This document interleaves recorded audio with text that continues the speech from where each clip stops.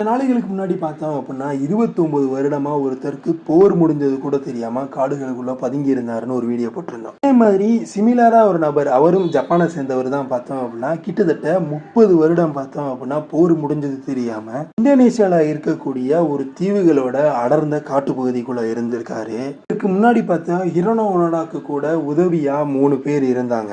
இந்த ஒரு நபர் பார்த்தோம் அப்படின்னா தனி ஒரு நபரா 30 வருடம் காட்டுக்குள்ள சர்வை பண்ணியிருக்காரு. மட்டும் இல்லாம தனக்கான உணவே தானே விளைவிச்சு இருந்திருக்காரு. இவ்வளவு தூரம் அந்த ஜப்பான் ஆர்மிக்கு லாயலா இருந்தாலும் கூட நாடு திரும்பும் போது பார்த்தோம் அப்படின்னா இவருக்கு நிறைய மனக்கசப்பான நிகழ்வுகள் எல்லாம் நடந்திருக்கு. யார் அந்த வீரர், எந்த ஊரை சேர்ந்தவர், இதை பத்தி தான் இந்த ஒரு காணொலியில பார்க்க போறோம். இந்த ஒரு ராணுவ வீரரோட உண்மையான பேர் என்ன அப்படின்னு பார்த்தோம்னா அட்டூன் பிலாலி. பார்த்தோம் அப்படின்னா தைவான்ல இருக்கக்கூடிய ஆம்ஸ் அப்படின்னு சொல்லக்கூடிய ஒரு பழங்குடி வகுப்பை சேர்ந்தவர். பார்த்தோம் அப்படின்னா 1943 காலகட்டங்கள்ல பார்த்தோம் இவரோட ஊரை ஜப்பான் பார்த்தோம் அப்படின்னா கைப்பற்றி வச்சிருந்தது, அதாவது காலனிசேஷனுக்குள்ள இருந்தது இவங்களோட ஊர்.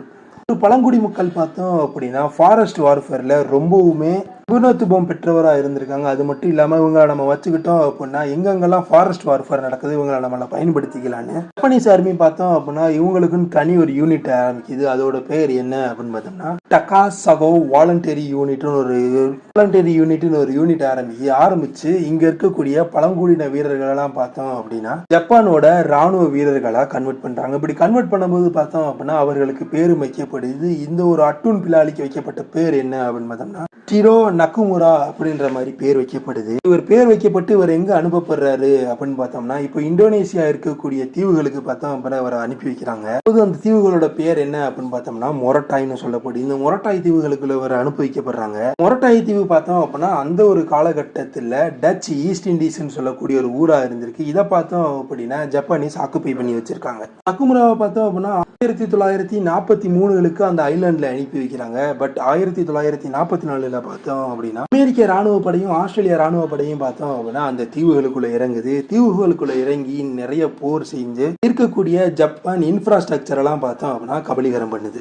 கபலீகரம் பண்ணும்போது அங்க இருக்கக்கூடிய ஜப்பான் வீரர்கள் எல்லாம் பார்த்தோம் அப்படின்னா அங்க இருக்கக்கூடிய அடர்ந்த காட்டு பகுதிக்குள்ள போய் ஒளிஞ்சுக்கிறாங்க. உள்ள யாராவது வந்தாங்க அப்படின்னா அவங்க நம்ம முடிச்சு கட்டிடலான்னு காட்டுக்குள்ள போன நபர்கள்ல நக்குமுராவும் ஒருத்தர். காட்டுக்குள்ள போனவங்களுக்கு என்ன நடக்குது ஏது நடக்குது இவங்களுக்கு ஒரு இன்ஃபர்மேஷனும் இல்லை, இவங்க கிட்ட ரேடியோ இது இல்லாதனால பார்த்தோம் அப்படின்னா ஒரு முடிஞ்சிருச்சா முடியலையானே தெரியாம இருந்திருக்கு.